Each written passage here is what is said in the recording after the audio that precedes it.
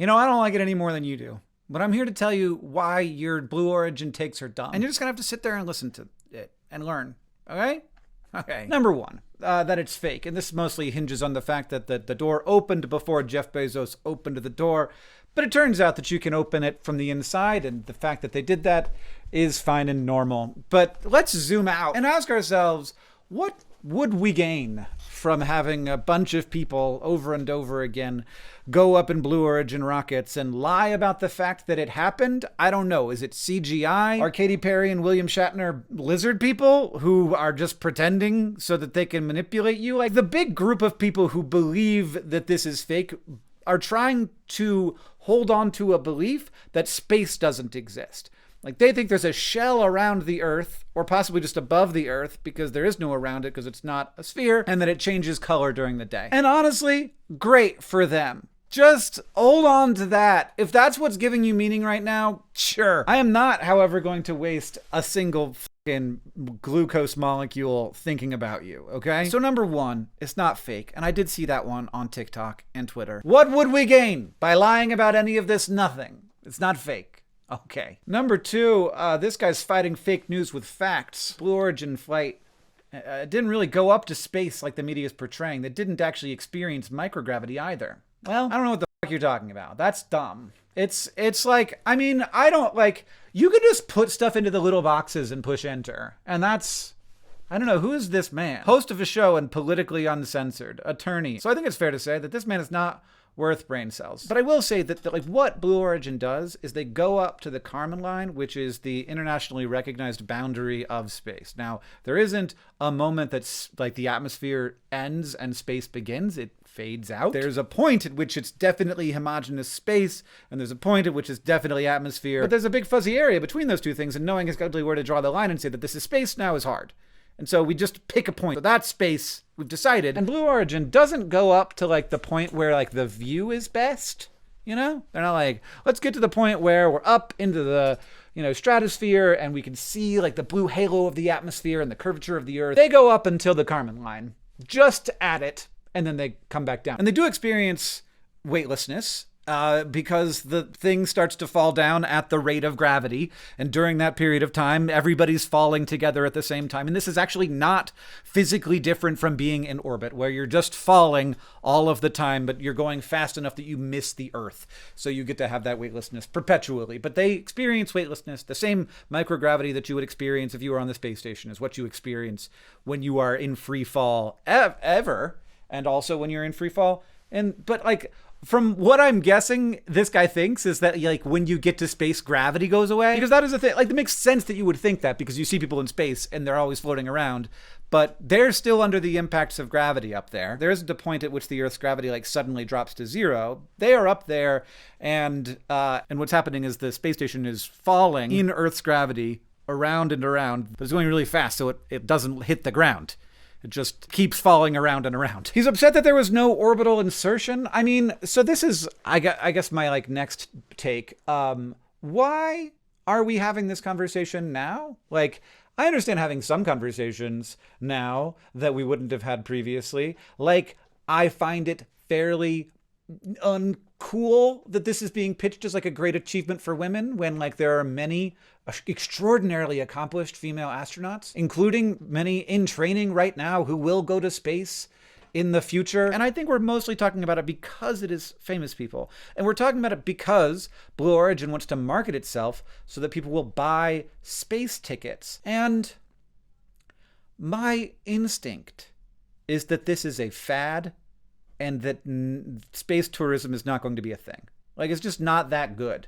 It's just not that special. Like, one of my favorite things about space tourism is that like they started doing these rocket things, and then a bunch of other companies were like, "What if we did stratospheric balloons?" And so there's all these like stratospheric balloon companies where you go up into the stratosphere, which is again like it's high enough for the Earth to look really cool, to like get a view of a lot of the Earth. You can like see the Terminator, which is not. I mean, it is a robot, but it is in addition to that, it's where like daylight turns to nighttime. You can like see that from a distance. You can see weather patterns. And so the idea is that like, okay, people want to go to space. We can get them there in a cheaper and better way, which is to build like a giant helium or hydrogen balloon and put them up there and like do the work to not like reverse ocean gate them. And I have to say, I don't understand the psychology of this. Like, I don't understand wanting to do this in the first place. But like, there's an advantage to the balloon way, which is that you get to stay up there a long time. Whereas with a rocket, you're just like, woo, and then you come right back down. And also the balloon way is cheaper. But like, I think what people want is to say they've gone to space, which is why Blue Origin calls these people astronauts, even though obviously they're not astronauts. But the question is, why are we talking about it now? Like, why all of a sudden is this radio host having a tweet that has 20,000 likes on Twitter that misunderstands how gravity works, but that's beside the point. Why suddenly now is he upset about it? And like, the answer is that it's a bunch of women. That it was like okay when it was male billionaires paying for tickets on these things. It was okay when it was William Shatner, but it's not okay when it's Katy Perry. I get that we live in a culture and that people are misogynist, but like, that's what it is. All right, I saw this one a lot on TikTok too, but this is my example of it. Insane that Katy Perry went to space, which has the same carbon footprint as someone's entire lifetime, in 11 minutes and came back and said, we have to take care of Mother Earth. Like, yeah, the first step is not taking a round trip to space. Now, I saw people arguing against this, saying, well, actually, this rocket burns hydrogen and oxygen, which produces just water vapor. And then I saw some other people taking that and being like, oh, well, there's still like hot nitrogen and oxygen, and so you're going to create a bunch of pollution, which is true. And also, oh, you're going to put like water vapor where it's not supposed to be in the upper parts of the atmosphere. But this almost is the point, that this hydrogen is created by taking methane and taking the hydrogen off and releasing carbon dioxide. Like that's how it works. That there is still carbon dioxide being released. It's just not being released at the tailpipe of the rocket. So basically there was like 4 bad takes all stacked on top of each other. It was like everybody was arguing their take in the wrong way. It was like, it's just hydrogen. Well, hydrogen, where do you think hydrogen comes from? But like, here's the situation. Wealthy people have very high carbon footprints, and we all of the time ignore that. Like, we don't think about their yachts. Like, we don't think about the giant size of their houses that they have to heat and cool. What I do believe is happening here is that people are wanting to hate this, and so they are looking for every opportunity to hate it, which is why you didn't hear about the carbon footprint of the flight when William Shatner did this. William Shatner came down and came out of that capsule, and he had clearly, to me, he was having a legitimate emotional experience that actually made me think, oh, this can be like a valuable thing for a person. And so like, you look at that and it's harder to be annoyed by it. And I just think that there's a lot of looking for reasons to be annoyed here. I might be wrong about this, but I think that space tourism is doomed, and it is a bad idea. I think that it's actually really cringe. And I think that this is like, we're just sort of realizing, like looking at it and being like, oh, I see. This is a cringe behavior. Like, honestly, if you just had a bunch of these launches going on and like other rich people were like, oh, my friend Jeremy McMillions, he went on the spaceship and he said he liked it, maybe I want to be like Jeremy, and so you also get a ticket and then you guys talk about it. But like, it's not public. When you start to do it really publicly and you like capture all the tiny details of it, it starts to look a little cringe, both because it doesn't look that cool, but also because like normal people like get really mad at you for wasting like more than the value of their home on 11 minutes of your life. Like there's that video of Papa John from Papa John's, the Papa John's guy, like giving a house tour. And you're like I look at big fancy houses and I'm like, oh, they must really have it. But then you take me inside of Papa John's actual home and I'm like, wow, this man is miserable and has no taste. I've told this story before, but I've been on a yacht one time, and I was in the south of France. I got at an advertising festival, and I got invited out by YouTube to go to this festival, and then I got invited by like a movie director to like come on his friend's yacht to talk about like climate change goals. So these people really are like this, and I go on the yacht, and like the yacht was docked. It was just like sitting in the harbor, but whatever. And like, I talked to the guy who owned this yacht, and he kept like making excuses for how small his yacht was, like as if he was ashamed of the size of his yacht. So this is a real thing. And he showed me around the yacht, and I will say, I was like, this seems like kind of a not that great 3-bedroom home. It did have like a hot dog place on it though. Like, you could go and order a hot dog from a man who lived on the yacht, I assume.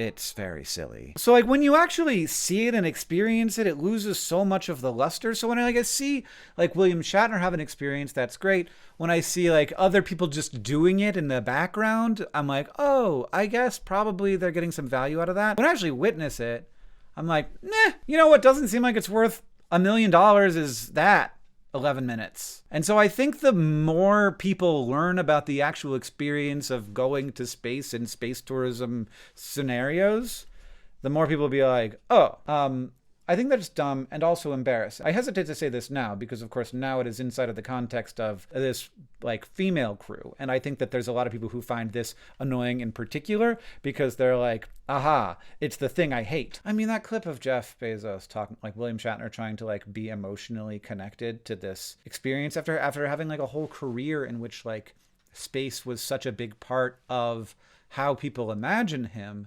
And then at 90 years old, getting to actually go to space and like getting to experience, having spent so much time thinking about that experience. And I think that that's what people are reacting to. That's the negative reaction I have to like the way that Jeff Bezos seemed to feel about his experience of going barely to space. But I'm not that worried about the carbon footprint of space tourism because, and I could be wrong, I don't think that space tourism is destined for success. A lot of the reason why going to space has this cultural value to it is because you couldn't purchase it. You had to be one of the most impressive people on Earth. I've met astronauts. They're not like us.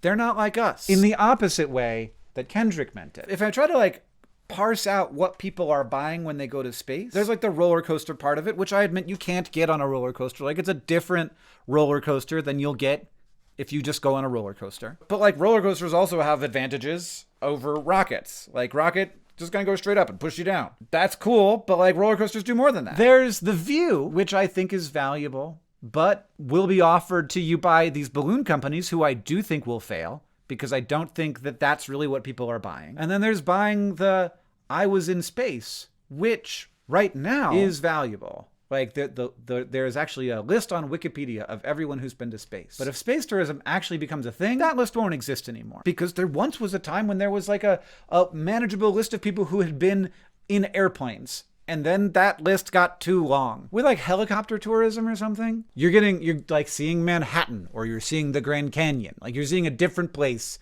from different angles. With space tourism, it's just the one thing. So if this is like a way to pay for some development of rockets for them to be later used for other things, I can see that, you know, like this, like we're doing this because we're learning the technology, but soon we'll be doing other stuff. Okay, fine. But I could be wrong because like people do absolutely insane things with their money. So I could be wrong. And maybe someday people will have even more money and it'll be like, oh yeah, that'll be a fun thing to do. And it'll be cheaper for whatever reason. But I just feel like a lot of the value is being on the list of the first 1,000 people in space. But when you're like 1,224, no one cares. And it loses the value for you. The view isn't that big of a deal. It's just not worth the $500,000 or whatever that you have to spend to like spend 11 minutes going to the Kármán line and back. My last take though, it's back to another take that I had earlier. I think that these things don't matter that much. Like maybe this matters as like a symbol of opulent decadence at a moment of tremendous harm being exercised upon the nation by a guy that Jeff Bezos has tried to be chummy with in order to maintain some of his power or even extend his power in an obvious bid to become an oligarch. So like that take I will accept. But the rest of this, it just feels like reasons to be upset because we want to be. Like I could make a video that was like the 5 reasons that the Blue Origin test flight, and then like say Katy Perry like 4 times in the title and have Katy Perry's face in the thumbnail. I could see like that video would get a ton of views. Like I could be yelling the whole time and you'd love it, you know? But I just like, we only have so much brain to go around and like, I don't want to be more irritable and annoyed. And I feel like we enjoy making ourselves more miserable by concentrating things that annoy us. And I don't understand that. And I don't want to live that life. So I just don't think that this matters that much. And I feel like I and the rest of the world would be better served by me focusing on those things. And the question of like why certain things are so magnetic to our consciousnesses, like I think this is magnetic to the public consciousness, is interesting. It's an interesting question to ask. I think that we should ask it, but like I also think that we should use that question as a way of saying, but is it serving me? And if not, I'm going to not pay attention to it. So that's my plan, and I recognize that I'm saying that after having made a whole video about it, but what I want to say is that when there are these things, like this is my excuse, that are magnetic to our public consciousness, I like to use them to talk about things that I think are actually interesting. And that's what I just did. I just did that to you. Ha ha ha ha. I used your brain and its interest in bullshit to talk about things that hopefully are actually interesting. All right, now let's do connections. Cell, iron, twist, sheet, spring, wrench, protein, corkscrew, DNA curveball, column, sodium, bombshell, row, fat, fusilli. So what did we see on the first way round? We saw things that are helical, little spirals into space, like springs and DNA and a corkscrew. So those are all helices, and there's got to be another one. Fusilli is like that. Is it? Fusilli, there was curveball. That's not like that. Wrench isn't like that. A twist is kind of like that. Okay, but I like that. And then I also saw parts of a spreadsheet. Column, sheet, row, cell. Now I'm confused because what we have wrench. So like to wrench and to twist are two ways of like getting things, but that's it. That's the only ones we have there. Protein and DNA and sodium are like important things for the body. I don't like that. If it was protein and DNA and like another molecule rather than an element, maybe, or an ion. Curveball and bombshell are like curvy things. The real curveball, it's a curveball. That's a twist. I mean, like a curveball or a twist or a wrench are all things that are like surprises that interfere with your plans. Is there another one of those? Wait, now we've got protein, fat, sodium. Am I missing something there? No, because protein, fat, sodium what? Iron, protein, fat, sodium, iron. A bombshell. Oh, is a bombshell like that? A bombshell is like a thing that shows up out of nowhere? Yeah. Or like if a journalist comes with information that you didn't want to be released, that's a real bombshell, I guess. I feel good about that. And then we got protein, fat, sodium, iron, just like nutritional information.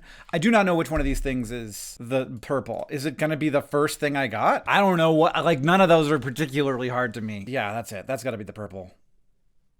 Yes! Helical things. Blue is nutritional information? Well, that curveball bombshell one was hard for me, but whatever. Who cares? That's probably the green. Oh my God, that's the yellow? Okay, well, purple first is all that matters to me. And then... Oh, not for me. Not for me, that's not a blue. A man who spends his life inside of spreadsheets. I don't spend my life inside of spreadsheets. I know people who are way better at spreadsheets than me and spend way more time in them, and I trust them and am very grateful to them. Jen, Elisa, thank you. And to finish off, can I tell you real quick, we just got some new teas in. I'm not a big herbal tea guy, but oh my God. This tea is so good. I had it when we were doing the taste test, and I finally got the bag of it delivered to my house. And this tea with a teaspoon of sugar in it is one of the most delicious things. I'm a big fan of a very well-balanced drink. So you're gonna open the bag and you're gonna smell it, and it's gonna be a very strong smell, and it might seem like a bit too much. It's the raspberry leaf that is a lot of that smell. But then when you steep it, you get that raspberry leaf bold, citrusy, not citrusy, but citric acid-y, and fruity goodness mixed with all of this other deeper, richer stuff. And I mean, I was so enthusiastic around the house about how good this tea was. And then I re-steeped the same leaves twice because it was so good. I won't have to clean the strainer again. And it was still good the second steep. It was really good. And that makes this half the cost if you could double steep it, because you don't have to worry about not having the caffeine in the second one, because this is an herbal. It's not supposed to. This is an evening time tea. Is so good. So if you want to check out a really good, well-balanced, but not weak, a strongly flavored but really well-balanced tea as a start out loose leaf option, you could check this out. It's so good. It's so good. The reviews are extremely good. One person gave it 4 stars, and I think they're crazy. Who is that? Who was it? It was a sweet and fruity, quite a delicious and sweet and fruity tea. Rebecca but not 5 stars? I don't know. What are you thinking? This just came out, so we don't have very many reviews in yet, but like, tastes as good as it smells, just a really good cup of tea, a delight in every cup, fragrant and wonderful. Oh my dang, says Alex T. Thanks, everybody. 100% of people would recommend this product, and at Good.Store, 100% of our profit goes to charity. 100% of Keats & Co. goes to decrease the burden of tuberculosis worldwide, which, for most of human history, including right now, it has been the most deadly infectious disease. And it doesn't have to be that way, because we have a cure now. So that's what your money goes to when you buy this tea that will make your life better. Good.Store.